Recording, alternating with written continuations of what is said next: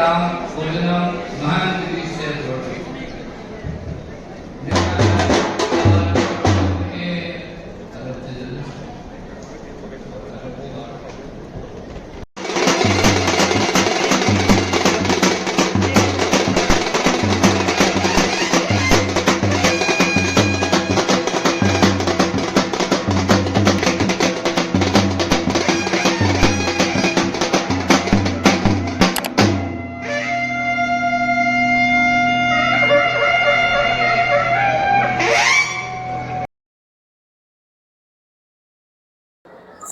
Hello guys, मैं निर्वाण खंडेलवाल। अभी मैं ना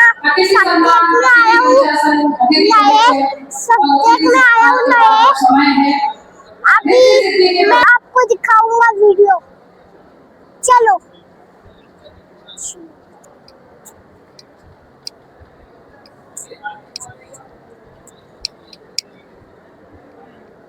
ये देखो, ये गणपति पापा, ये गणपति पापा, ये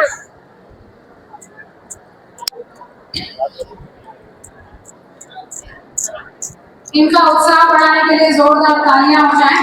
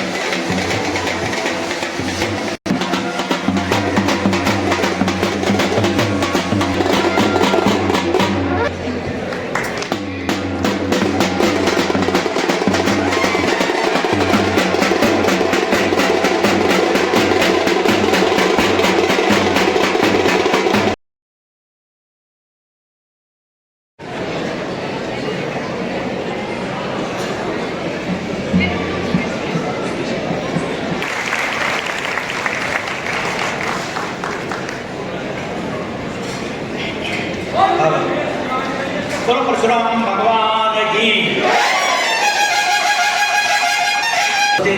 महासभा के अध्यक्ष श्री मोहनलाल जी बोचीवाल, महाराष्ट्र प्रदेश के अध्यक्ष श्री जयनारायण जी मुद्रा,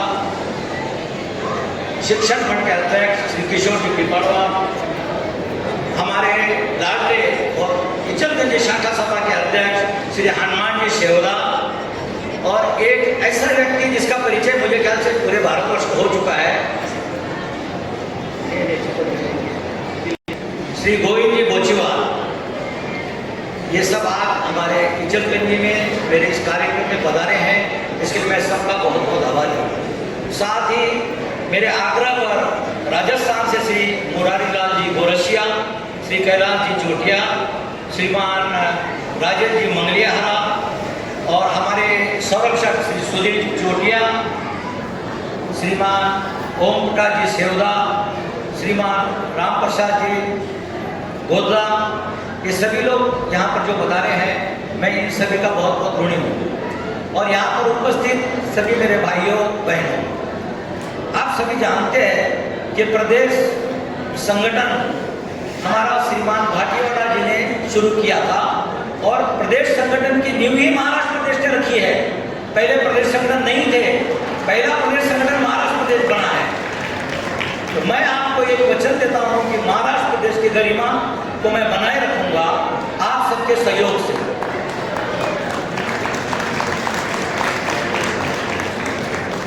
महाराष्ट्र में आपने देखा था पिछली बार इलेक्शन नहीं हुआ, इस बार भी इलेक्शन को टालने के लिए श्रीमान जयनारायण जी, श्रीमान मोहनलाल जी, श्रीमान कमल जी, सुनील जी और हमारे सुधीर जी, सभी लोग, जयपुर से श्री गोरेशिया जी, सभी का एक ही मन था कि महाराष्ट्र की एक परंपरा है कि यहाँ पर कभी इलेक्शन नहीं होता है, इस साल में भी इलेक्शन नहीं होना चाहिए। इस इलेक्शन को टालने के लिए मेरे संबंधी भी बोल सकते हो, मेरे मित्र भी बोल सकते हो, श्री दामोदर जी काछवाल और नासिक के श्री अमावतार जी, इन्होंने अपना फॉर्म पीछे लेकर ये सुनहरा अवसर मुझे प्रदान किया, इसलिए मैं आप उनका आभारी हूँ। अब इस समय में कुछ कहना चाहता हूँ कि भाई कल रात को हम लोग बैठे थे, मैंने पूरा 2006 से लेके 2025 तक का अकाउंट मैंने मेरे घर पर बैठकर, इचलगंज जी का कुछ लोग मेरे साथ में, एक सीए हमारे सुरेश जी थे और 2 और वरिष्ठ थे, इन सभी के साथ में बैठ के सारा अकाउंट मैंने चेक किया है। सारा अकाउंट चेक करने के बाद में सारा अकाउंट समाधान कारक है। अब समाज का कार्य करते हैं तो कुछ थोड़ी बहुत गलती हो जाती है, लेकिन एक चीज पक्की है कि 1 रुपये का भी गबन नहीं हुआ है, इसका मैं आपको आश्वासन देता हूँ। और इस हिसाब को सारा भी मेरे पास में लक्ष्मीनारायण जी सुपुर्द करेंगे। जिस भी भाइयों को देखना है वो कभी भी मुझसे संपर्क कर सकते हैं, या मुझे आप बुला सकते हो कि भाई आपको अगर दूर पड़ता है, कोई लोग बोलते हैं हम अध्यक्ष यहाँ जाके क्यों देखें, जिन भी 7, 8, 10, 15 भाइयों को देखना है मुझे कह दीजिए, मैं वो हिसाब लेकर आपके पास आऊंगा, क्योंकि ये मेरा दायित्व है। जो अभी इंटरनेशनली रिपोर्ट आ रहा है, जो लड़कियां 35 और 40 साल की शादियां करती है, या जो व्यक्ति 35-40 में शादी करता है, उसके आगे क्या बुरे हाल होने वाले हैं।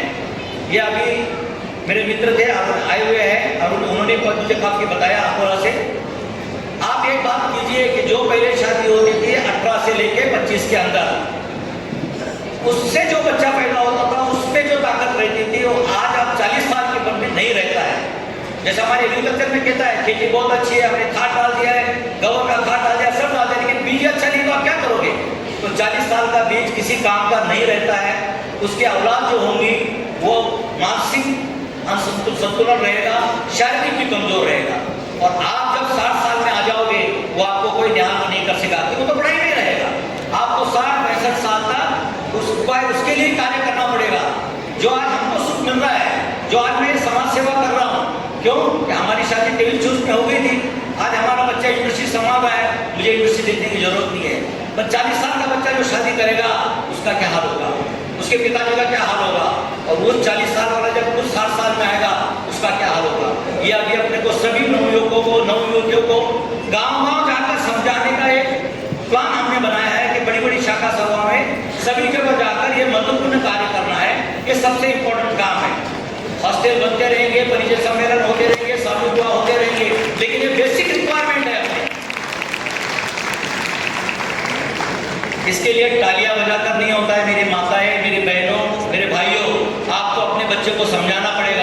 कि बेटा तू 40 में करेगा तो तेरे क्या हाल होंगे, मेरा तो निकल गया, तेरा निकलना बड़ा मुश्किल है।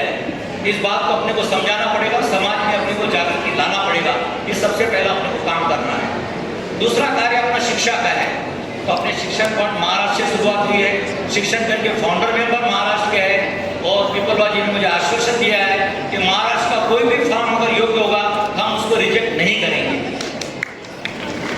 तो महाराष्ट्र में शिक्षा के लिए किसी भी बच्चों को आर्थिक सहायता की जरूरत है वो मुझसे संपर्क कर सकता है। हम शिक्षण फंड से यथायोग्य सहयोग लेंगे। उसके बाद अभी आपको पता होगा कि विप्रो फाउंडेशन भी इस काम में काफी अपने को सपोर्ट कर रहा है। विप्रो फाउंडेशन किसका अपना ही है, सभी ब्राह्मण बंधुओं का है। कुछ सहयोग उनसे ले लेंगे। हो सकता है किसी बच्चे को लाख रुपए की जरूरत हो, शिक्षण फंड 50,000 ही देता है, अपन विप्रो फाउंडेशन से कुछ ले लेंगे और महाराष्ट्र प्रदेश में एक अपना छोटा सा शिक्षण फंड बनाएगा जिसमें से उस बच्चे की आपूर्ति की जाए। क्योंकि बहुत से बार ऐसा होता है जैसे लड़के CA ICW करते हैं, उनकी फीस तो 2,000 होती है, उनका मेन खर्चा है हॉस्टल का, खाने का, पीने का। अभी इनके वैलाद में वो बात पहले नहीं थी। शिक्षण फंड वाले बोलते थे मैं तो खाली फीस देशा। अरे फीस तो भी बच्चे के 2,000 रुपये है रजिस्ट्रेशन की। बिना चाहे जब पूना बॉम्बे में कोचिंग क्लास करें तो बिना 2 टाइम जिम्बा की और बेटा रेवा की व्यवस्था चाहिए, उसके लिए फंड चाहिए। पिछले मीटिंग में जब राधाकृष्ण जी थे मैंने उनको सूचित किया था, उन्होंने इम्प्लीमेंट किया है कि हम अपने CA ICW के बच्चों को रहने के लिए भी आर्थिक सहयोग करेंगे और कुछ कम सहयोग पड़ता है तो महाराष्ट्र प्रदेश करेगा। ये हमें करना होगा क्योंकि बहुत से तकरार आती है। हम 20,000 मैंने माना 2,000 देवा बच में गाय करा हुआ था। तो अगर रियली उस बच्चे को गरज है आपको देना पड़ेगा। अपने बच्चे अगर शिक्षित होंगे तो अपना आगे का काम कर सकते। शिक्षा ये सबसे बड़ा कार्य है। अगर अपने बच्चे भावी पीढ़ी शिक्षित होंगे तो ये हम आगे कुछ करेंगे, अपना समाज का उद्धार होगा। अब तीसरा है कि परिचय सम्मेलन। जो भी परिचय सम्मेलन होगा विचलगति के धरती पर ही होगा, क्योंकि कोई बड़ी बड़ी बातें कर कोई फायदा नहीं है। हमने पैसा लगा के फिर परिचय सम्मेलन देखा है, लड़कियां नहीं आती है। उनको लाने के लिए कुछ न कुछ इंस्ट्रक्शन देना पड़ेगा। ज्यादा डिटेल में उस बारे में नहीं बोलूंगा। जो इंस्ट्रक्शन हमने इचलकरंजी में दिया था वो इंस्ट्रक्शन उनको देकर उनको लाना। हमने आह्वान किया 1,10,000 रुपया उसको सेकंड डे शाम तक मिल गया। यानी अपना समाज आज काफी जागरूक है, समाज देने के लिए तैयार है, बशर्ते आपका जो पैसा है वो सही जगह लगे, वो उनको विश्वास। इसीलिए अभी एक नई योजना महाराष्ट्र प्रदेश बना रहा है। उसके खाते में डायरेक्ट पैसे नहीं डालते हुए वो पैसा पहले महाराष्ट्र प्रदेश इमीडिएट जो देना है दे देगा और आह्वान करके बुलाएगा। कि कई बार ऐसा होता है उसको जरूरत 1 लाख की है, 5 लाख रुपए आ जाते हैं। कहते हैं चलो हनुमान जी ने दे दिया तो मैं भी दे दूँ, कमल जी बोले मैं भी दे दूँ, उसकी जरूरत 1 लाख 1.5 लाख की होती है। फिर उससे वापस पैसा मांगना वो बड़ा मुश्किल काम होता है। जो अपन बच्ची का या उसकी विशेष का किसी का तो अकाउंट देते हैं। इसलिए शाखा सभा से कांटेक्ट कर रियली उसको आज कितना फंड की जरूरत है इमीडिएट उसे वो फंड दिया जाएगा और बाकी इस फंड की पूर्ति के लिए लोगों से आह्वान करके पैसा मंगाया जाएगा ताकि अपने पैसे का सही उपयोग हो। ये आपातकालीन योजना हमारे रामेश्वर जी पाटिल जो पहले एडवोकेट थे, हमारे महाराष्ट्र प्रदेश के अध्यक्ष थे, उन्होंने ये योजना निकाली थी। उसी योजना को हम इस स्वरूप में वापस से समाज के सामने लाएंगे। और भाई तीसरी बात है हॉस्टल की। ये हॉस्टल के लिए मैं पूरा राजस्थान घुमा हूँ क्योंकि अपने रति महारथी दानदाता सभी तो राजस्थान में बैठे हुए हम लोग हैं कितने। अगर बॉम्बे को छोड़ दो तो हम 2,000 घर भी नहीं है साहब, और 2,000 घर में संपन्न घर ढूंढना निकालो तो 100-125 मिलेंगे। तो इतना बड़ा फंड कहाँ से आएगा? इसका बड़ा फंड राजस्थान से आएगा। और मैं मोहन लाल जी से विनती करता हूँ कि आपको हमने 80 लाख रुपया दिया है महाराष्ट्र में, आपको भी हमको हॉस्टल के लिए 1 करोड़ रुपया देना पड़ेगा।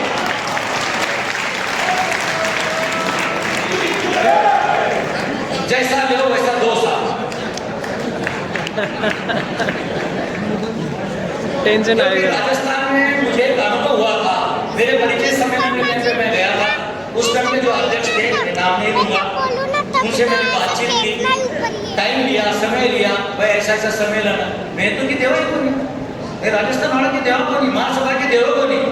मैंने कहा साहब मैंने आपको 1.5 लाख रुपया दिया है मुरारी लाल जी के टाइम पे, मेरे वापस दे दो। इनको ट्रस्टी बनने के लिए इचलकरंजी से 6 लोग ट्रस्टी बने, 6 डेढ़ा 9 लाख रुपया हुआ। हमारा 9 लाख वापस दे दो, हम चले जाते, हमको ट्रस्टी नहीं बनना है। फिर आईजी साहब ने बोला ये आपका गलत है, जब आप उनसे लेते हो उन्हें देना चाहिए। लेकिन मुझे विश्वास है कि मोहनलाल जी वैसा नहीं करेंगे। हमारे हॉस्टल के लिए वो भी प्रतिबद्ध है, उन्होंने प्रॉमिस किया है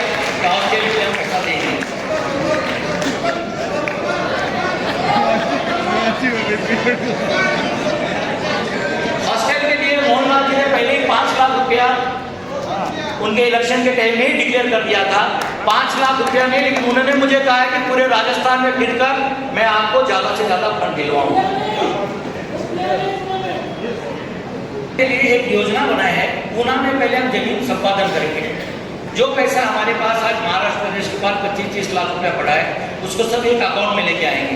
अलग अलग अकाउंट में पड़ा हुआ है। कोई कहते हैं नहीं नहीं मेरी हाथ को नहीं लगाओ, मैं लगाऊंगा, जाके आ जाऊंगा 4 दिन जेल में, कुछ नहीं होता है, मुझे पता है 2 घंटे में बेल हो जाती है। लेकिन वो पैसा एक अकाउंट में किसी हाथ आएगा, और उसका गाइडेंस करने के लिए हमारे पास दामोदर जी है, सीए साहब, सुरेंद्र है, कई लोग बैठे हुए हैं, हमारे भाई साहब बैठे हैं, सुनील जी बैठे हुए हैं, सर्वेश्वर जी बैठे हुए हैं, कई चार्टर अकाउंटेंट हैं, गोविंद भाई बैठे हुए हैं। वो आपको मार्गदर्शन करेंगे कि आपको ये कैसा करना है। उनके मार्गदर्शन से वो सारा पैसा एक जगह लाया जाएगा। उसके बाद में 1,51,000 रुपए के हम लोग 200 ट्रस्टी बना रहे हैं। ऐसा किसी से पैसा ले लेना है तो साफ पैसा कोई देता नहीं है। 10,000 20,000 दे देगा, मैं किशोर जी के पास जाऊंगा, ठीक है हमारा 21,000 लिख लो, लेकिन मैं उनको बोलूंगा कि आपको ट्रस्टी बनना है, वो विचार करेंगे कि यार 1,51,000 देना चाहिए, आपको ट्रस्टी बनेंगे, और ट्रस्टी को फैसिलिटी दी जाएगी, उनका बोर्ड का नाम रहेगा, और वही ट्रस्टी इस हॉस्टल को चलाएंगे। केवल महाराष्ट्र प्रदेश का ऊपर सुपरविजन रहेगा, कोई गैर व्यवहार तो नहीं हो रहा है। महाराष्ट्र प्रदेश या महासभा उस हॉस्टल में कोई इंटरफेयर नहीं करेंगे, लेकिन फाइनल अथॉरिटी महासभा और महाराष्ट्र प्रदेश लगेगी। अगर कुछ उसमें अनुचित प्रकार घटता है तो, वरना वो 200 ट्रस्टी है, वही अपना अध्यक्ष बनाएंगे, वही कोषाध्यक्ष बनाएंगे, वही उसी हॉस्टल को चलाएंगे। और मुझे तो पहले भरोसा ही नहीं था, जब मैं राजस्थान में गया, महाराष्ट्र में गया। एक आपको उदाहरण देता हूँ, मैं वर्धा गया बाबूलाल जी के यहाँ पर, उनके दोनों बच्चे बैठे हुए थे, मैं उनसे चर्चा कर रहा था, ऐसा अपने को करना है, ऐसा करना है। तब वो बच्चों ने कहा हमें पुणे में बहुत तकलीफ हुई, मैसूर ने हमको नहीं दिया, मराठी ने हमको नहीं दिया। अंकल जी मेरे पिताजी क्या देंगे नहीं मालूम नहीं है, हम 2 ट्रस्टी बनेंगे, 1,51,000 में 2 ट्रस्टी बनेंगे। तो मुझे उम्मीद है कि हम कम से कम 100 ट्रस्टी तो महाराष्ट्र से मिल जाएंगे और 100 ट्रस्टी राजस्थान से मिल जाएंगे, तो 200 ट्रस्टी हो जाएंगे। 3 करोड़ रुपए का अपने पास फंड होगा। अपन हॉस्टल की जगह लेकर उसका निर्माण चालू करेंगे। उसके बाद जिसको भी कमरा है, माता जी पिताजी का नाम लिखाना है, तो 3 लाख रुपया अपन उसका अनुदान राशि रखेंगे, ताकि वो बोर्ड पर उनका नाम लग जाए। इस तरह से अगर करेंगे तो डेफिनेट मैं कहता हूँ ये 3-4 साल के कार्यकाल में ही हॉस्टल बन जाएगा। हॉस्टल बनाना ये मेरा प्रण है, मैं किसी आज इसको बना के रहूंगा, चाहे इसके लिए मुझे रात दिन घूमना, झोली लेके पूरे भारत भर में घूमना पड़ेगा। हॉस्टल हम किसी में बनाएंगे, क्योंकि बरसों का सपना है। कितने दिन सपने को सपना रखेंगे, एक दिन तो उसको साकार करना पड़ेगा ना। और अगली पीढ़ी क्या करेगी कि आपने हमारे लिए क्या किया है। और बाकी जो रेगुलर काम है वो सभी हो जाएंगे। अब ये हम सिर्फ 11 आदमी की कार्यकारिणी बना रहे हैं, 1 महीने के बाद में पूरी कार्यकारिणी बनाएंगे, और उसकी शपथ विधि जो है, जो भी शाखा सभा उसके लिए हमें आमंत्रित करेगी, वहां पर हम ये कार्यकारिणी बनाएंगे। धन्यवाद। जय परशुराम।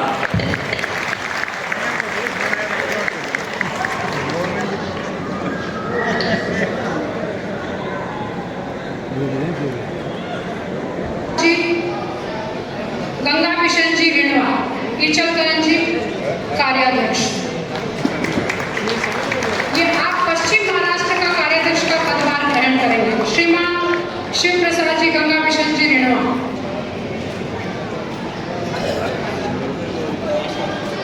मैं सभी कार्याध्यक्षों को एक साथ मंच पर आमंत्रित करती हूँ। शिव प्रसाद जी के साथ साथ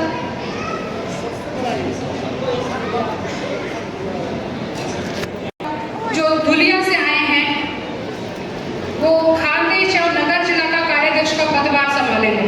आपसे अनुरोध है, कृपया मंच पर पधारें। आप अपने प्रभाव के प्रख्यात राजनेता हैं। इसके बाद श्रीमान गौरी शंकर जी देवीलाल जी चोटिया, जो जालना से आए हैं, आप प्रसिद्ध उद्योगपति एवं मराठवाड़ा के कार्याध्यक्ष का पदभार संभालेंगे।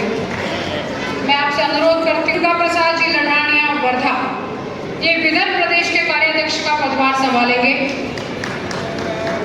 श्री मदन लाल जी रिणवा, जो कल्याण से पधारे हैं, वे मुंबई प्रदेश के कार्याध्यक्ष का पदभार संभालेंगे।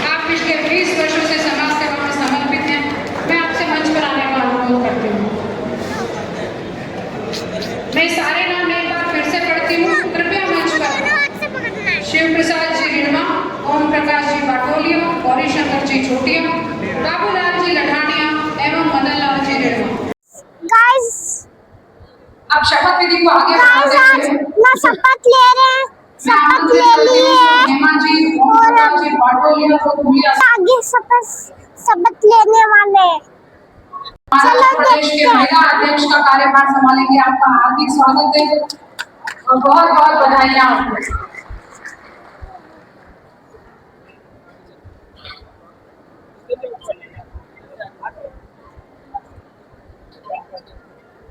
इनको शपथ ग्रहण कराएंगे महासभा के संरक्षक श्रीमान मुरारीलाल जी गोरसी। मैं उनसे निवेदन करती हूँ कृपया मंच पर पधारें।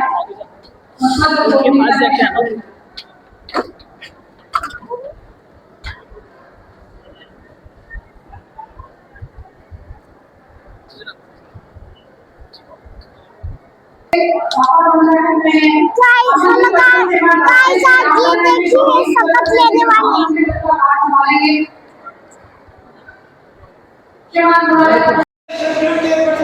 प्रदेश संगठन के प्रति मनसा वाचा कर्मणा समर्पित रहूंगा तथा तन मन धन से सेवा करता रहूंगा। ईश्वर मुझे इस कार्य के लिए शक्ति प्रदान करे।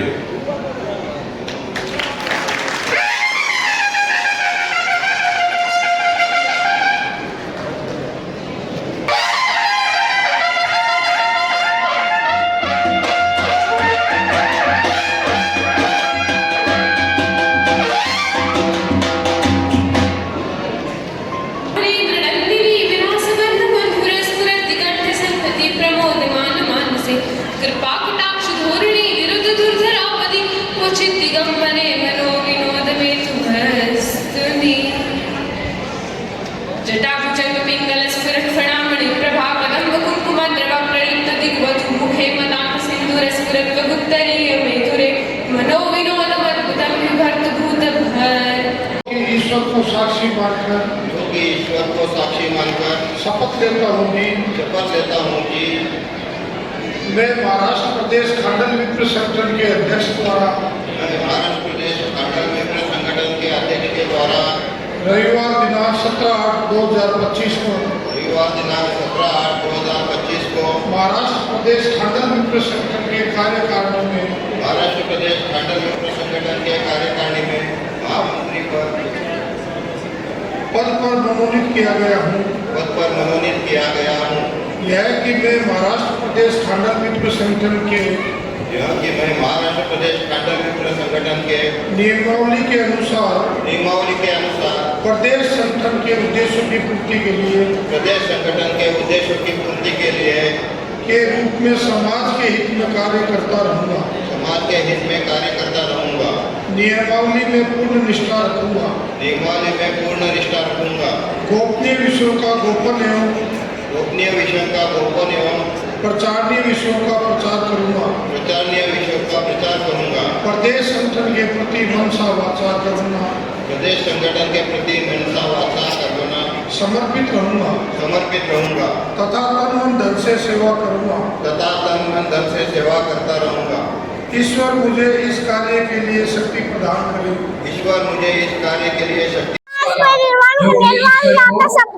शपथ विधि होने वाला है। साक्षी मानकर कि संगठन के युवा अध्यक्ष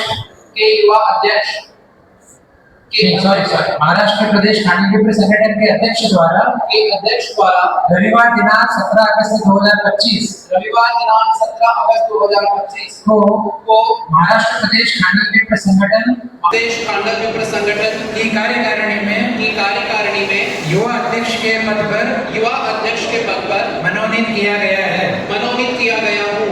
यह कि मैं महाराष्ट्र प्रदेश खंडन मित्र संगठन संगठन के नियमावली के अनुसार प्रदेश संगठन के उद्देश्यों की पूर्ति के लिए प्रदेश संगठन के उद्देश्यों की पूर्ति के लिए युवा अध्यक्ष के रूप में समाज के हित में कार्य करता रहूंगा। नियमावली में पूर्ण निष्ठा रखूंगा। गोपनीय विषयों का गोपन एवं प्रचारणीय विषयों का प्रचार करूंगा। प्रदेश संगठन के प्रति मनसा वाचा कर्मणा समर्पित रहूंगा तथा तन मन धन से सेवा करता रहूंगा। ईश्वर मुझे इस कार्य के लिए शक्ति प्रदान करे। हेलो गाइस, निर्वाण खंडेलवाल।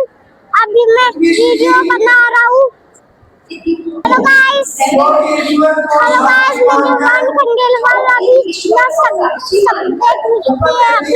यहाँ पे ये की महाराष्ट्र प्रदेश मैं महाराष्ट्र प्रदेश विप्र संगठन के अध्यक्ष खानदान विप्र संगठन के अध्यक्ष द्वारा रविवार 17/8/2025 को महाराष्ट्र प्रदेश खानदान विप्र संगठन के महाराष्ट्र प्रदेश खानदान विप्र संगठन के कार्यकारिणी में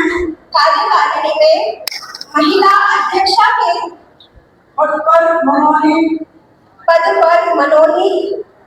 किया गया हूँ। की गई हूँ। ये की मैं महाराष्ट्र समर्पित रहूंगी तथा तन मन धन से सेवा करती रहूंगी। ईश्वर मुझे इस कार्य के लिए शक्ति प्रदान करे। जय श्री राम।